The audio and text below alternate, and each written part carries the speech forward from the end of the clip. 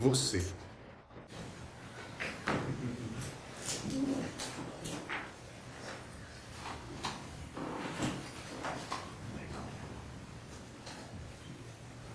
Tudo sobre você.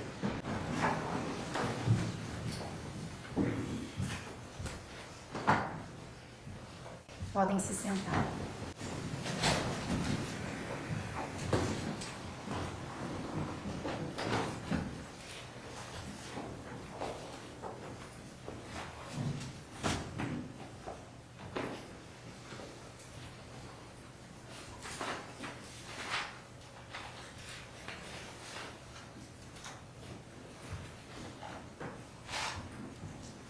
Bom dia. Hoje é 29 de julho de 2026. Estamos aqui para o caso número 701663, o estado de Ohio contra Gregory Moore. As partes poderiam, por favor, se identificar no tribunal. Obrigado, juiz Kevin Filiaf, e ao promotor assistente pelo estado de Ohio. Bom dia, Samantha Sol, em nome do estado de Ohio. Agente especial Heather Carl, do BCI. John Paul Ryan, advogado de Gregory Moore. Advogado Christopher Bostio, representando Gregory Moore. Bom dia, meritíssimo. Bom dia. Carson Strang pelo estado de Ohio, meritíssimo. Obrigada. A declaração corresponde à carta de clemência para esta audiência? Sim, juiz Mira. Meritíssima, estamos aqui para uma audiência de moções sobre várias moções que foram apresentadas. Além disso, processualmente, advogada, há algo que deseja registrar antes de passarmos para as declarações iniciais? Acho que para ela ainda é como a moção Dober. Posso simplesmente me manifestar, mas em relação ao pedido Dober, há duas questões. Primeiro, pedimos que a audiência Dober sobre informações da torre de celular, para a qual já trouxemos depoimentos, seja mantida em suspenso. O Estado ainda vai fornecer informações adicionais, e isso mostrará o que é relevante e o que não é. Quanto à audiência Dober, isso pode ser esclarecido por si só. Quanto à outra moção Dober, ela está sendo retirada, pois trata de prova em vídeo. As testemunhas do Estado gentilmente se reuniram conosco por um bom tempo, há umas 2 semanas. E com base nessa reunião, estamos satisfeitos que a audiência Dober não é mais necessária no que diz respeito ao aspecto de vigilância por vídeo do caso. Também entendo que no que diz respeito à apreensão do telefone de Greg Moore no Texas, que agora o Estado não está, foi indicado que não vai apresentar nenhuma prova relacionada a qualquer coisa desse telefone. Portanto, se for esse o caso, retiraríamos essa parte da nossa moção, já que não há nenhuma prova que eles pretendam admitir disso. Se isso mudar, gostaríamos de tentar renovar a moção. Certo? Muito obrigada. Alguma objeção por parte do Estado? Sem objeção, hoje, meritíssimo. David? Tudo bem. Obrigada. Certo, agora vamos às declarações de abertura. O Estado de Ohio gostaria de falar? Sim, meritíssimo, obrigado. Meritíssimo, estamos aqui para que o tribunal trate de 3 pedidos específicos relacionados a este caso agora que o Dober já foi discutido. Há um pedido de exclusão de provas, que na verdade reúne 8 pedidos de exclusão de provas dentro de uma só, abordando vários ângulos. O Estado respondeu a cada um dos 8 pontos da moção. Hoje, nesta declaração de abertura, discutirei um deles. Especificamente, o pedido de exclusão de provas relacionado ao escritório de advocacia Stafford e à busca que ocorreu em 22 de abril de 2014. A defesa alegou que quando as autoridades entraram no escritório, elas realizaram uma busca no local antes de obter um mandado para então fazer a busca. Eles não contestaram o mandado. Eles não contestaram a busca realizada após a obtenção do mandado. Eles contestaram as ações das autoridades antes da obtenção do mandado. E é nisso que o Estado vai focar hoje. O Estado vai chamar o agente especial aposentado Greg Ricurduz do FBI, que estava auxiliando o departamento do xerife do condado de Cuyahoga na investigação das ameaças de bomba feitas ao Tribunal de Relações Domésticas do condado de Cuyahoga em 10 de julho de 2012. Essa investigação ainda estava em andamento. E o que vocês vão ouvir é o depoimento do agente especial Curtis, onde as autoridades tinham uma pessoa que trabalhava no escritório de advocacia Stafford, que estava colaborando com eles e contou para eles naquele dia, no dia 22 de abril de 2014, que o lugar estava uma loucura.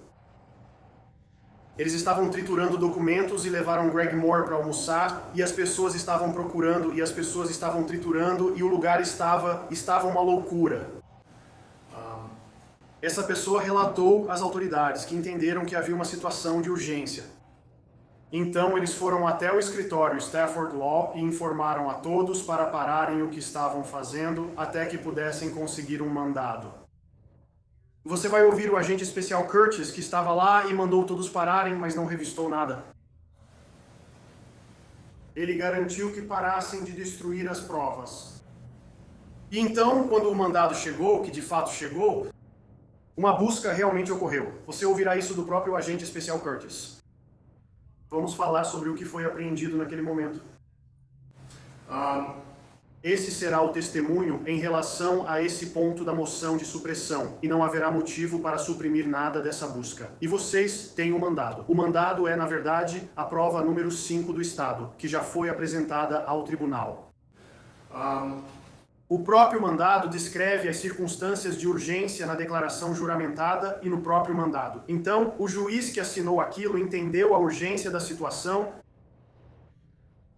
que claramente ocorreu antes de eles obterem o mandado. Nada naquele mandado, nada na declaração jurada, vem de qualquer tipo de busca que ocorreu no escritório antes de obterem um mandado. Isso simplesmente não aconteceu. Não aconteceu da forma que a defesa diz. Esse será nosso testemunho. Isso será apresentado pela primeira testemunha. A segunda, meritíssimo, será a agente especial Heather Carl, do BCI. O testemunho dela estará relacionado aos outros pedidos, julgamento sem demora e demora antes da denúncia. E o que vocês vão ouvir do agente especial Carl é o que o BCI fez quando recebeu esse caso. O tribunal tem ciência do longo histórico processual em relação a este réu. Ele foi inicialmente indiciado. 2015 em relação a ameaças de bomba. Isso se estendeu em acusações subsequentes para cobrir alguns crimes relacionados às suas interações com sua cliente como advogado, Elisa Sherman, em 24 de março de 2013, no dia em que ela foi assassinada. Ele nunca foi acusado de nenhum crime violento contra Elisa Sherman.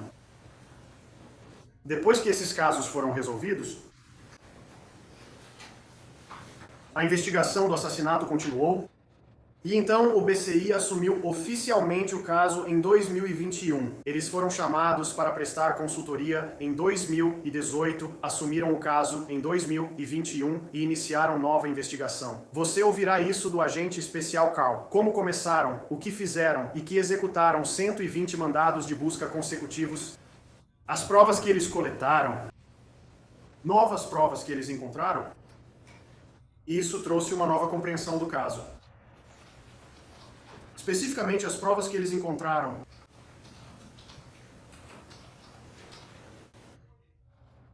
apontaram e provaram questões de consciência de culpa que não existiam.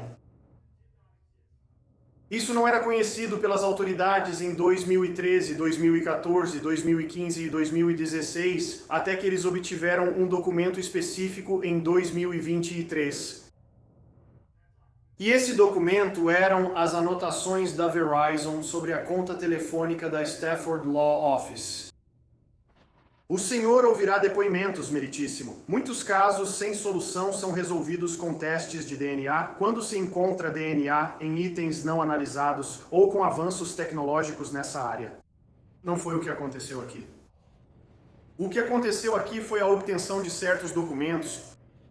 Um deles eram essas anotações do cliente, que não haviam sido obtidas por nenhuma autoridade policial até 2023, e elas permitiram entender quando as coisas estavam acontecendo e o que realmente estava acontecendo nos bastidores, que ninguém sabia até 2023. Você ouvirá este depoimento do agente especial Carl. O que eles descobriram foi um padrão de ocultação e destruição de provas. Por Greg Moore. E por outros que o ajudavam, permitindo que ele fizesse isso.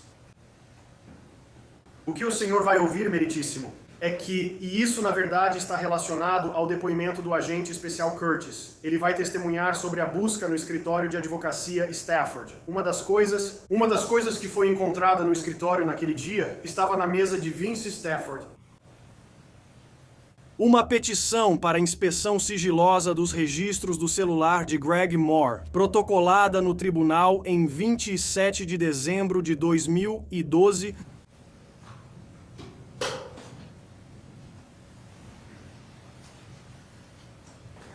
Por que isso é importante? Essa petição foi enviada para Greg Moore, que era o alvo daquela investigação. E isso está realmente no próprio documento. Há um certificado de envio dizendo que o escritório do promotor, em um documento intitulado Estado de Ohio contra Gregory Moore, enviou para ele. Quando eles revistaram o escritório em 22 de abril de 2014, esse documento estava em cima da mesa de Vince Stafford. Ele foi recolhido, digitalizado e mantido como prova. Avançando para quando o BCI assume esse caso, e eles estão obtendo mais informações. Uma das coisas que eles conseguem é um e-mail que foi enviado por um dos funcionários de Stafford para Greg Moore e Ann Fantelli, a outra advogada que trabalhava lá enquanto Joe Stafford estava suspenso. Datado de 2 de janeiro de 2013 às 11h45 da manhã, e esse funcionário enviou um e-mail para Greg Moore e Ann Fantelli dizendo: acabamos de receber uma petição para inspeção sigilosa dos registros do celular e descreveu o conteúdo dessa petição nesse e-mail para Greg Moore e Ann Fantelli. 2 de janeiro.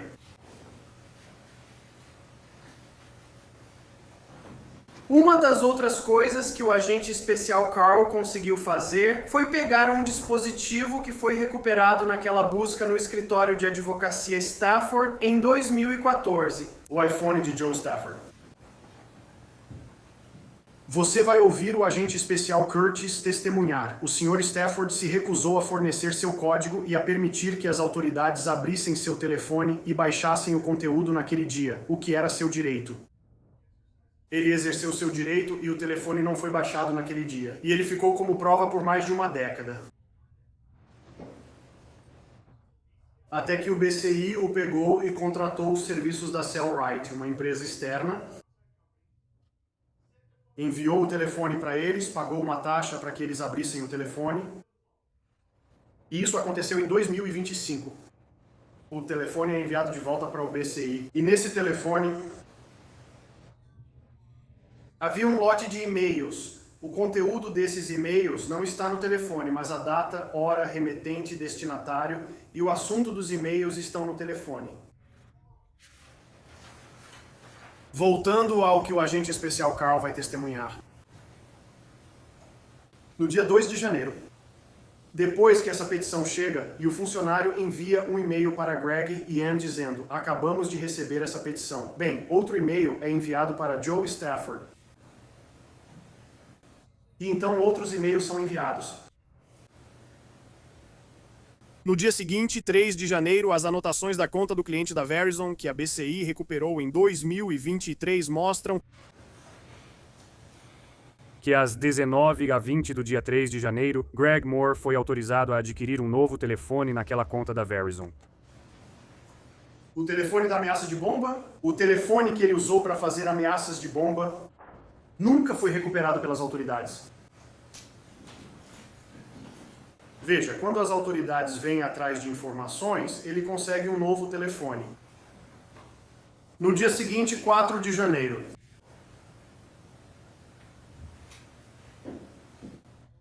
Esses mesmos registros da Verizon, obtidos em 2023, mostram que Joe Stafford autorizou Greg Moore a assumir a responsabilidade, o uso de um dispositivo de banda larga móvel que o escritório Stafford tinha desde 2025 e nunca esteve no nome dele, no nome de Greg Moore, até 4 de janeiro de 2013. É isso que esses registros mostram. Então, voltando às evidências que já conhecíamos, que era o telefone de Elisa Sherman. Ele foi recuperado no dia do assassinato dela. Ele teve os dados extraídos pela polícia de Cleveland em 2013. E as mensagens de texto entre ela e Greg Moore estavam todas lá no celular dela.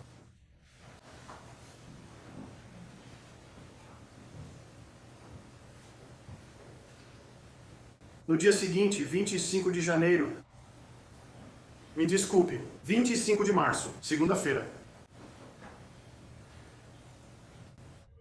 Novas informações, novamente de Stafford, da conta de cliente da Verizon, mostram isso. Naquele dia, 25 de março, o dia depois que Elisa Sherman foi assassinada, na segunda-feira daquela semana, o escritório de advocacia estava em polvorosa e lidando com o assassinato de sua cliente do lado de fora. Alguém do Stafford Law tentou cancelar o dispositivo de banda larga móvel ligando para a Verizon. No dia seguinte ao assassinato. Outro item que o BCI recuperou durante a investigação foram todas as faturas da Verizon que foram enviadas para o escritório Stafford Law referentes àquela conta durante todo esse tempo. E essas faturas mostram o uso de determinados dispositivos. Mostrava o uso mensal cobrado dos dispositivos de banda larga móvel que o escritório Stafford Law possuía. Eles tinham dois. Um estava no nome de Greg Moore.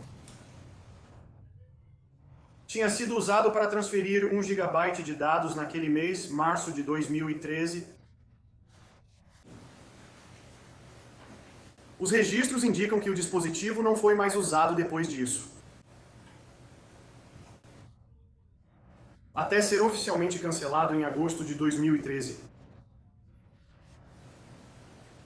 Esses registros indicaram que no dia seguinte ao assassinato, alguém do escritório ligou para cancelar o dispositivo. Agora, retomemos a busca no escritório de advocacia. Outro item que foi recuperado, cujo valor não era conhecido na época, foi algo recuperado da mesa de Greg Moore em 22 de abril de 2014. Um recibo de um dispositivo de banda larga da Verizon. Julho de 2010. Esse é o dispositivo que foi registrado em nome dele em janeiro de 2013. Junto disso havia um bilhete. Um bilhete que dizia: Mark, cancele se seus órgãos não precisarem para seus laptops. Mark é quem, segundo os registros de atendimento da Verizon, ligou para tentar cancelar esse aparelho na manhã seguinte ao assassinato de Elisa. Essas são todas informações novas. Além disso, um padrão foi desenvolvido e descoberto. Porque outra coisa que era conhecida na época, 1º de abril, um supervisor do escritório do promotor do condado de Cuyahoga enviou a Greg Moore e Joe Stafford uma carta e uma intimação do Grand Jury para comunicações com Elisa Sherman. Prova. A intimação estava datada de 28 de março de 2013. A carta estava datada de 1º de abril de 2013. Isso foi recebido no escritório de advocacia Stafford.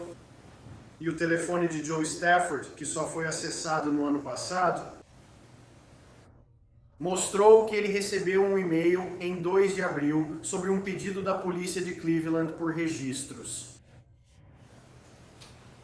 Mais tarde, naquele dia, 2 de abril, a conta da Verizon de Joe Stafford, que foi recuperada pelo BCI em sua investigação após 2023, mostrou ligações que recebeu em 2 de abril. Uma delas foi do número de telefone da esposa de Greg Moore. Outra foi do número de um atendente da Verizon, que coincidiu com aquele dia, 2 de abril. Joe Stafford autorizando Greg Moore a conseguir outro telefone novo. Agora o telefone dele na época do assassinato de Elisa Sherman. Agora não existe mais. Nunca foi recuperado pela polícia. E ninguém nunca soube disso, e de quando ele se livrou disso, até que essas anotações de atendimento ao cliente foram encontradas pelo BCI em 2023. Então, isso é parte do testemunho que vocês vão ouvir do agente especial Carl sobre o desenvolvimento de novas evidências. Um novo entendimento dos esforços para esconder evidências, se livrar das evidências. Quando a polícia vem procurar por isso, eles se livram disso. E agora sabemos disso. O que indica consciência de culpa é algo que a polícia e as autoridades nunca souberam quando todos os procedimentos do grande júri estavam acontecendo em 2013, 14, 15 e 16. E nunca foi acusado de assassinato na época. Então tudo isso vai entrar na discussão sobre o direito ao julgamento sem demora. Isso vai entrar na discussão sobre a demora antes da denúncia. E tem mais uma coisa que eu gostaria de discutir sobre o direito ao julgamento sem demora e a demora antes da denúncia. Esse esforço para esconder provas e controlar a narrativa.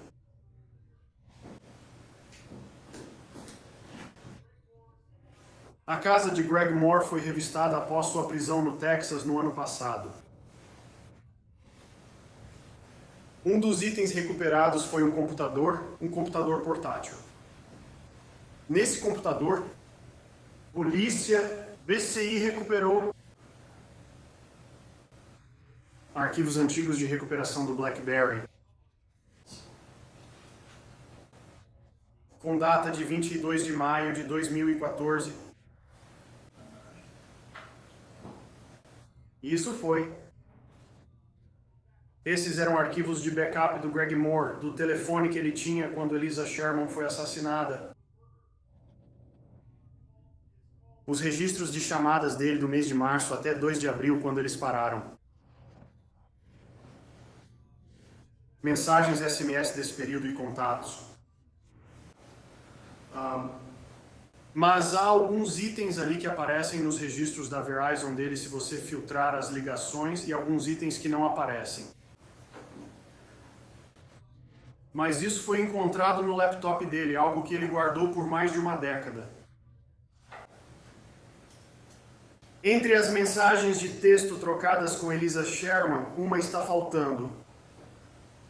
Uma mensagem que ela enviou às 17 horas e 16, no dia em que ela foi assassinada, e ela é assassinada exatamente às 17 horas e 20. Ela é esfaqueada exatamente às 17 horas e 23, 17 horas e 24. Ela enviou uma mensagem às 17 horas e 16 para Greg Moore, que está registrada na extração do celular dela, dizendo que está na porta. Por que você não me deixa entrar?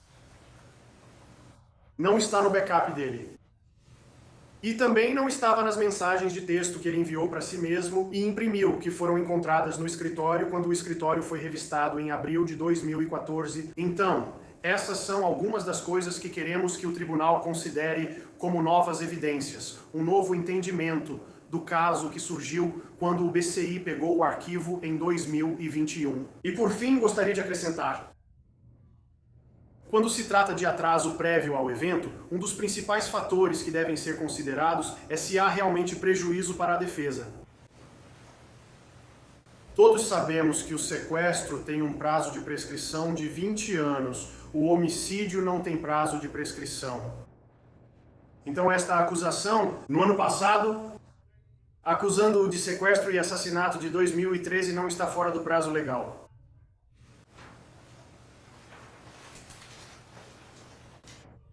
Então não há nada de errado com isso do ponto de vista da lei.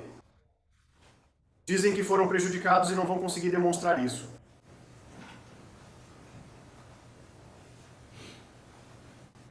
Todas as testemunhas necessárias já estão disponíveis para eles. Não há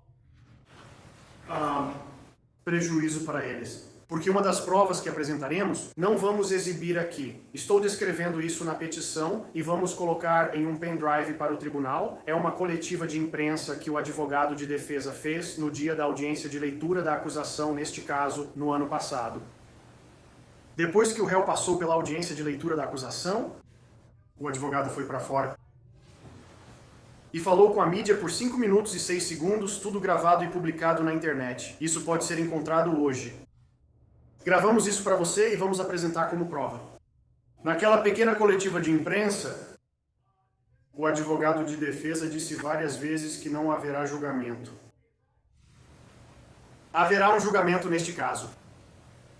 Eles não estão dizendo que este caso está demorando demais. Não podemos ir a julgamento. Temos um prejuízo real. Não, eles não dizem isso. Haverá julgamento. No dia da audiência de leitura da acusação, disseram: temos evidências que provam que o que dizem não é verdade. Então te pergunto, Jeff, ao assistir à coletiva, questione-se: o que mudou entre o dia da audiência de leitura da acusação e agora para que eles não possam ir a julgamento? Eles prometeram um julgamento naquela época. Como é possível que agora eles não possam ir a julgamento? Você verá que eles não vão provar isso. Ansiosos para apresentar as provas. Obrigado. Obrigado.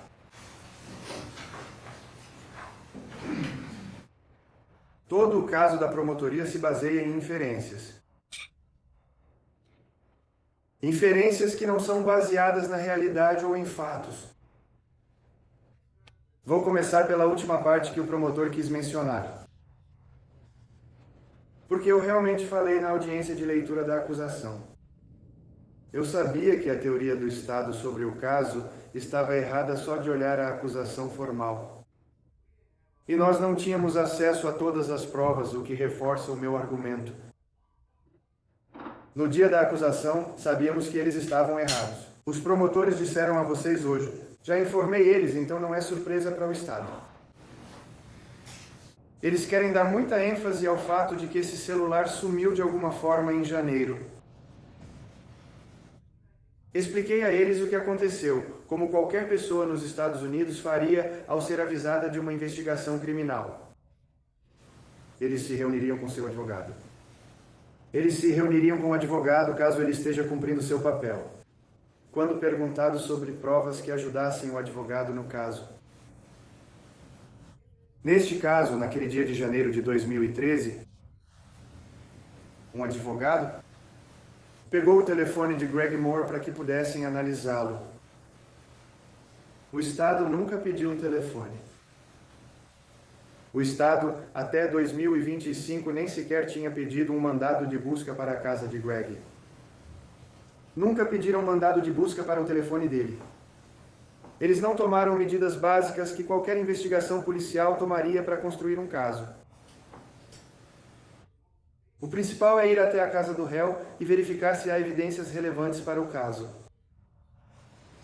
Hoje, vocês vão ouvir das testemunhas que eles nem sequer pediram isso. Eles nem sequer pediram para que isso acontecesse. E, na verdade, quando esse caso começou, eles nem sequer pediram para Greg Moore sentar e, fazer um depoimento longo. Houve uma ligação de 5 minutos que eles tiveram com ele enquanto ele estava dirigindo para o tribunal em algum lugar. Conte para nós o que aconteceu. Onde você estava? Isso foi tudo. Quando ele sabe que podem surgir acusações sobre esse outro assunto, claro que conversa com o advogado. Quem não faria e vai seguir o conselho dele?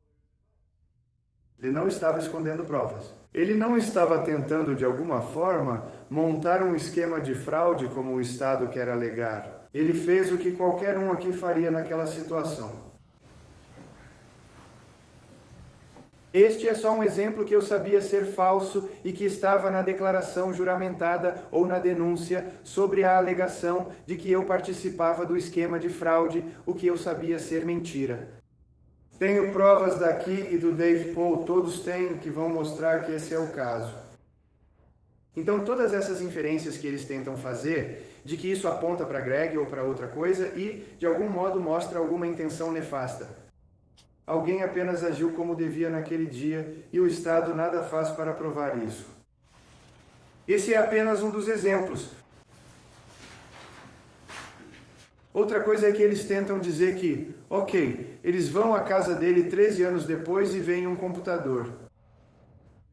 E esse computador tem um backup do BlackBerry dele daquele dia. Isso é alguém tentando esconder provas? Essa é a primeira vez que eles pedem por isso. Eles nunca foram à casa dele. Ei, você tem... Posso só dar uma olhada em qualquer coisa que você tenha aqui? Eles não pediram permissão dele. Não fizeram isso com mandado, nem por ordem judicial. Aqui está um homem que, obviamente, poderia estar tentando esconder algo. Você não vai guardar algo por 13 anos que possa estar relacionado ao caso. O padrão é o oposto. Então, quando olhamos para o atraso, temos que perguntar: o que o Estado fez ou deixou de fazer que seria normal no curso normal dos acontecimentos? O governo está admitindo hoje que, em 2014, eles já tinham conhecimento disso. Esse dispositivo, esse aparelho de Wi-Fi que eles estão mencionando, que foi conectado a um computador, eles tinham conhecimento naquele dia de que isso existia. Eles tinham conhecimento naquela data sobre esse dispositivo. Eles não pegaram os registros de cobrança naquela data, os quais teriam sido muito úteis para eles, para nós ou para alguém, porque teria mostrado que não houve uso de dados nisso, na data em questão. Então, eles continuam falando sobre coisas que simplesmente não são verdadeiras e querem que a gente imagine que, de alguma forma, esse dispositivo Wi-Fi foi utilizado em quê? Em um celular. Eles continuam falando sobre todas essas teorias que não existem, que não podem existir. Não há provas de que ele tenha sido usado, e as evidências indicam o contrário. Esse aparelho teve uso limitado ou nenhum uso naquele caso, mas existe um registro detalhado de cobrança para outros aparelhos. Isso teria sido muito útil para a defesa, porque esse registro detalhado teria simplesmente desmentido tudo o que eles estão dizendo sobre, de alguma forma, esse aparelho ter sido usado em um domingo, quando não há absolutamente nenhuma evidência de que isso aconteceu. O Estado disse a vocês hoje que a defesa não foi prejudicada. Vamos começar pelo mais simples. Você sabe, esse homicídio aconteceu no domingo de Ramos. Sabemos que Greg foi à igreja naquele dia. Sabemos que ele não marcou o horário para se encontrar com Elisa. Sabemos que ela precisou voltar naquele dia porque precisava dos documentos. E sabemos pelos registros que Greg falou com o pai dele várias vezes. Falou com ele pouco antes de tudo isso. E depois, mais tarde naquela noite, estava falando com o pai dele. O pai dele teria sido uma boa testemunha. Sobre o que vocês conversaram. O que isso tinha a ver comigo? Como foi? Eu não posso perguntar para ele. Porque ao invés de... Como normalmente acontece, alguém é acusado de um crime e eles o prendem em casa quando ele está na cidade. Greg viajou no fim de semana apenas para ver o pai, que estava à beira da morte. Na casa. Eles o prenderam enquanto seu pai morria. Sabemos que houve conversas de ambos os lados desse incidente que teriam sido bastante úteis de obter por meio dele. Não podemos colocá-lo agora no banco das testemunhas. O caso é fundamentalmente diferente. Não podemos apresentar os registros telefônicos desse dispositivo Wi-Fi 3291 neste tribunal ou para o júri porque nós não os temos. Mais importante, nós obviamente temos a morte de Sanford Sherman. Sanford Sherman, até 2025 e realmente até o momento de sua morte, o Estado, como o tribunal está ciente, através dos mandados de busca que foram revisados, o Estado ainda estava pedindo ao tribunal mandados de busca para vasculhar dispositivos e informações relacionadas a Sanford Sherman, indicando ao tribunal que havia causa provável para acreditar que haveria evidências na posse de Sanford Sherman que apontariam para sua culpa neste caso. Causa provável de evidências do crime de que Sanford Sherman esteve envolvido neste caso até 2025. Então, para o Estado dizer que não há prejuízo em podermos fazer o contra-interrogatório de Sanford Sherman é simplesmente ridículo. Além disso, temos o depoimento sob juramento de Larry Shanker. Larry Shanker vai testemunhar hoje. Ele foi intimado a testemunhar hoje. E sabemos pelo depoimento anterior dele, ele afirmou que em várias ocasiões, provavelmente mais de 4, talvez menos de 10, andando na praia, que Sanford Sherman perguntaria: como um assassinato perfeito pode ser cometido? Ele seguia perguntando como fazer isso. Ele continuava dizendo que Elisa Sherman nunca vai receber um centavo desse caso. Ele disse isso para ele. Ele disse isso para várias pessoas. Sabemos pelos registros policiais que ele estava... A polícia foi chamada à casa várias vezes. E-mails mostram que Elisa estava com medo. Apavorada. Que os amigos de Elisa estavam apavorados com Sanford. Sabemos que ele seguia perguntando: como se pode cometer um assassinato perfeito? Larry, tendo algum conhecimento disso devido à sua profissão, deu uma resposta totalmente consistente com este caso. Você não usa uma arma porque faz muito barulho. Você cobre o rosto para não ser visto. Você usa roupas largas para não ser identificado. Você evita usar veículo para não ser rastreado. Esse foi o conselho dado a Sanford. E parece ser o método ideal usado neste caso, orientado por um especialista. Queríamos perguntar isso a Sanford, mas não podemos. Não podemos porque ele morreu antes da acusação. Eles sabem que ele morreu em julho de 24 e esperam até maio de 25 para apresentar essas acusações. Isso é prejuízo. O julgamento muda quando não é possível colocar um homem como testemunha e ver como lidariam com essa pergunta.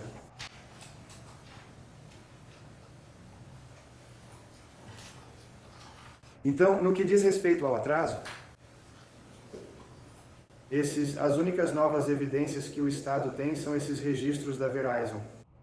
Isso simplesmente mostrou que Greg conseguiu um novo telefone depois que foi avisado de que havia um problema e que ele seria investigado. E há uma resposta simples para isso. Ele foi e conversou com seu advogado, que então fez o que o advogado deve fazer, que é investigar o caso. Isso não é uma nova prova que muda o rumo do caso. Por 13 anos não foram só as autoridades. Você tinha o BCI naquela época, o BCI agora. Mike DeWine, DeWine's e Daniels estavam envolvidos quando DeWine chefiava o gabinete do procurador-geral, mostrando há quanto tempo isso ocorreu. O FBI estava envolvido. Nenhuma dessas pessoas nunca pediu mandado de busca para ir à casa do Greg e ver se podiam fazer algo. Eles nunca pediram para ele ir lá e conversar sobre isso, exceto por um telefonema no começo.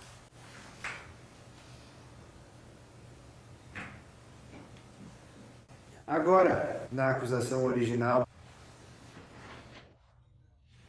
que saiu lá em 2016,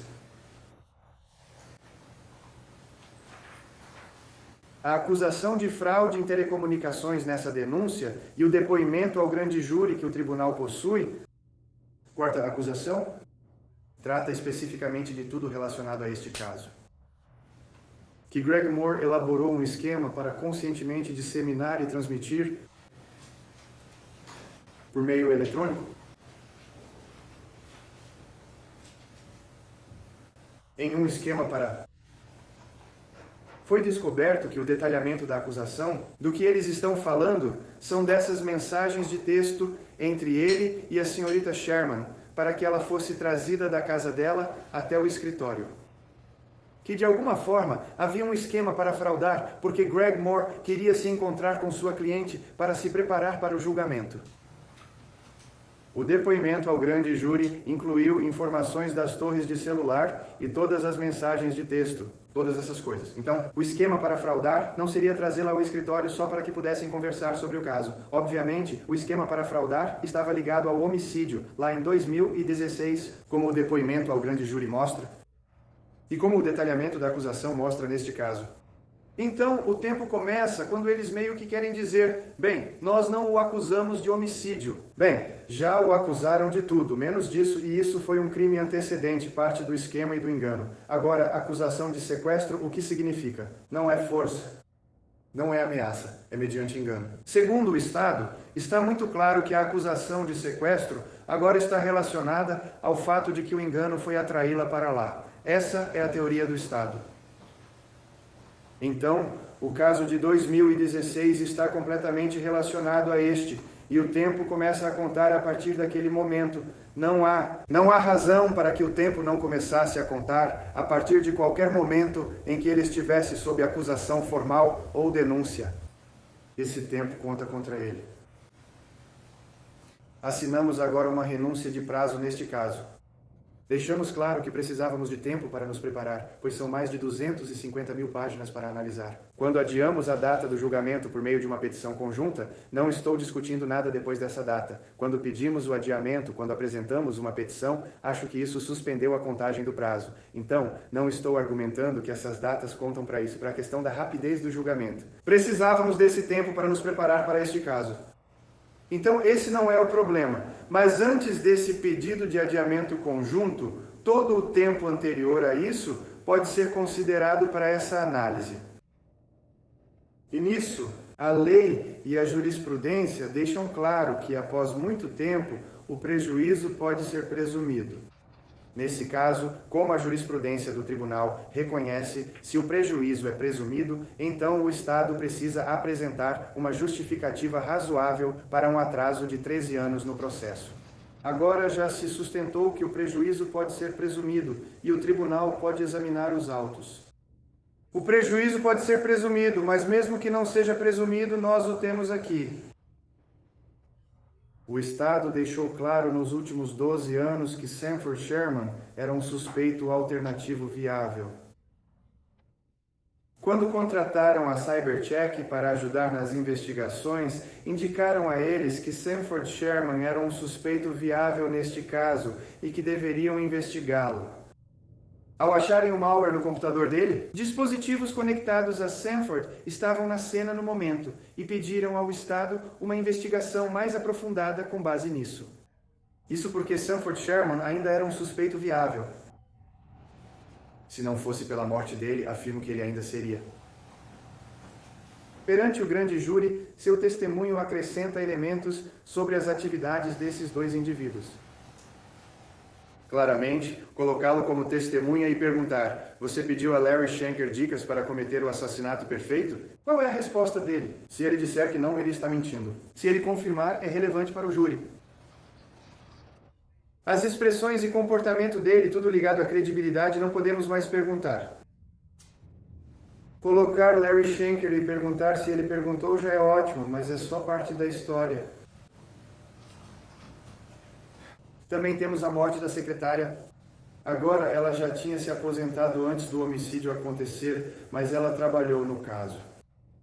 As percepções dela sobre o caso e o assunto, provavelmente poderíamos obter isso por meio de outras testemunhas. Não tenho outra testemunha que eu pudesse chamar. Isso mostra que o caso é diferente e ampliado. Há alguns pontos em que o caso foi ampliado por causa dessa longa demora. Então você vai ver que esse problema aconteceu em 2016, essa acusação foi apresentada. Um acordo foi feito para evitar que Greg fosse preso, e ele tomou suas decisões possivelmente por isso ou por outros motivos. Mas então de 16 até os 21, 22, 23, não acontece muita coisa. Por pelo menos 5 anos houve esse marasmo. Nada acontece. O caso sem solução é solicitado. O BC se envolve novamente. Eu não sei por que existe essa lei e por que eles decidem aplicá-la naquele momento, mas eles agem. Mas novamente, mesmo assim, sabe, eles não pedem para falar com Greg. Eles não vão à casa dele com um mandado de busca. Sabe, então, o prejuízo está claramente presente neste caso. Agora, quanto às torres de celular, o tribunal já foi bem informado sobre todas essas questões. O que temos neste caso, originalmente tivemos a decisão em que o tribunal decidiu com base no 2703-18, USC 2703. Que foi feito um pedido para que pudessem pesquisar informações das torres de celular. Temos uma declaração juramentada em apoio ao mandado de busca, apresentada em março de 2014, que é só uma declaração juramentada sem fundamentação suficiente. Ela simplesmente diz que a senhora Sherman foi assassinada, que ela deveria ver seu advogado. E então a declaração juramentada A14 ou uma série de números de telefone. Isso não diz que Greg fez algo de errado de alguma forma. Nem sequer diz que o número do Greg está na lista de números de telefone a serem pesquisados. Apenas diz que Elisa Sherman foi assassinada. Ela deveria se encontrar com Greg no escritório dele e eles estavam trocando mensagens. E, portanto, queremos um mandado. Eles listam vários números, incluindo os de Sanford, Greg e mais 14 ou 15 outros, nem sei de onde são. Mas não há nada que indique que seja algo além de uma declaração juramentada sem fundamento suficiente. E isso meio que se repete algumas vezes, agora tanto em 21 de março quanto em outros momentos também. As informações que eles obtêm como resultado disso são então conhecidas e compartilhadas com cada detetive envolvido nesse caso. As informações são usadas enquanto tentam aprofundar a investigação e analisar os aspectos do caso.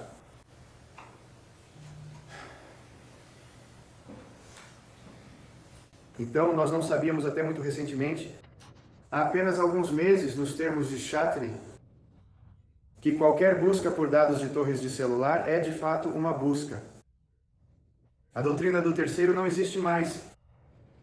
Começamos a ver isso em Carpenter. Começamos a ver isso em Jones antes disso. Sabíamos que, ao lidar com dados eletrônicos que rastreavam pessoas e mostravam seu paradeiro, chegaríamos a um ponto em que essas informações seriam protegidas. Mas agora sabemos que é protegido. E Chatry deixou muito claro o que é. O tribunal deve retornar e analisar as declarações juramentadas da época para decidir se alguma delas é uma declaração juramentada sem fundamentação mínima. Há informações suficientes ali para justificar a invasão da privacidade desse homem?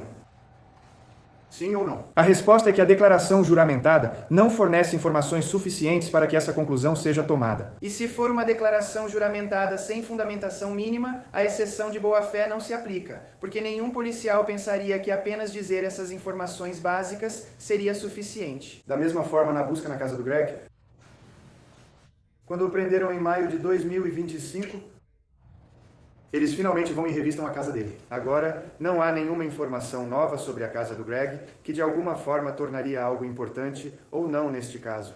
Na verdade, as evidências, se você acreditar no Estado, vão na direção oposta. Dizem que Greg se aproveita desses 13 anos em seus esquemas para se livrar de informações. Ele está se certificando de que está escondendo coisas, está se livrando de coisas, não está fazendo certas coisas. Se esse for o caso, então isso tornaria menos provável que qualquer coisa estivesse na casa dele. Tem que haver uma conexão.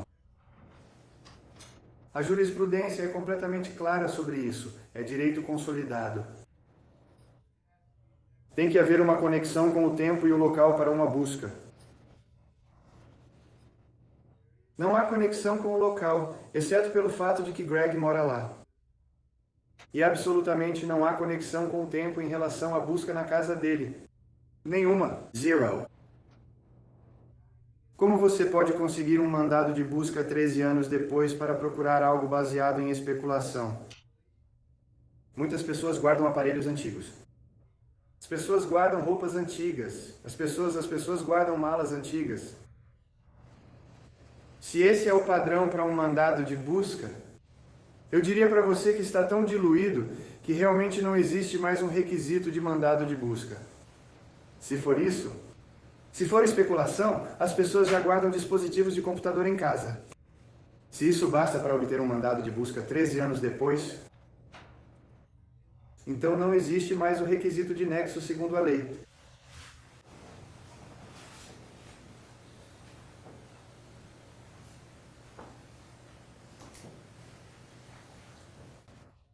Então, meritíssimo, após o tribunal ouvir o depoimento dela, acreditamos que o Sr. Shanker foi intimado. Esperamos que ele atenda a essa intimação. Mas ele já foi notificado e recebeu pessoalmente a intimação para depor hoje. Além disso, uma semana antes do homicídio,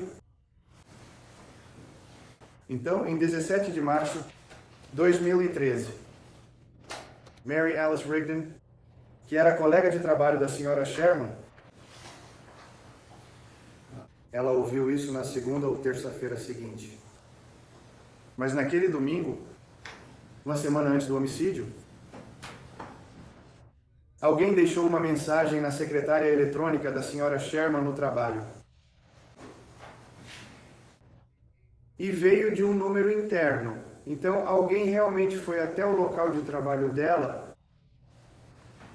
acessou a linha interna do escritório, ligou e disse: "Nós vamos te encontrar de um jeito ameaçador." Assustou. Assustou ela tanto que ela realmente gravou pelo menos uma parte disso no celular dela, mas não tudo.